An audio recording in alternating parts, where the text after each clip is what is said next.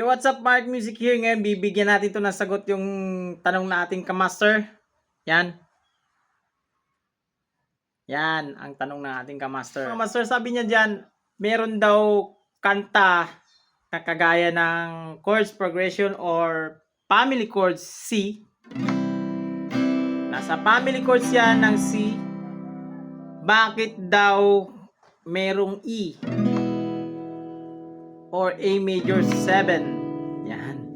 Saan daw yun galing yung E na yun? Kasi ang normal mga master sa family chords ng C, ang kanyang pangatlo is minor. So meron siyang C, D minor, E minor, F major, G major, A minor, B diminished, at balik sa C. Bakit daw merong E major or E major 7? Yan, major daw yung nakalagay doon sa pangatlong chords. So, ang tawag sa kanilang mga master is mga baroque chords.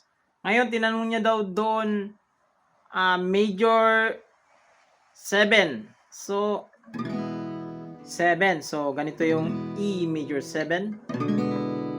Yan. Tinanggal lang natin yung ating ring finger. Parang dumagdag siya ng nota. Ito, yung nota na to. Yung D. May D na siya.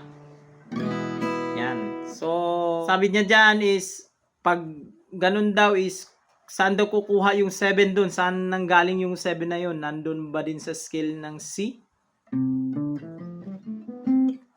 Ito yan mga master.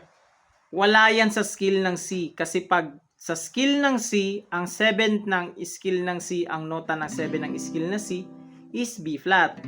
Ito, yung note na to. Yan. C major 7. Meron na siyang dinagdag na B flat or A sharp. Pag doon tayo naka-base sa scale ng C. Ang i-base natin dyan mga master is sa mismong chord na yan. Kasi baroque chords yan ang tawag dyan sa kanya. Yung E major 7 dyan, ito, is a baroque chords. So, wala siyang kinalaman doon sa scale kung magsi-7 siya. Ang kinuha yung 7 na yon is doon mismo sa baroque na chords. So, ito yung baroque chords.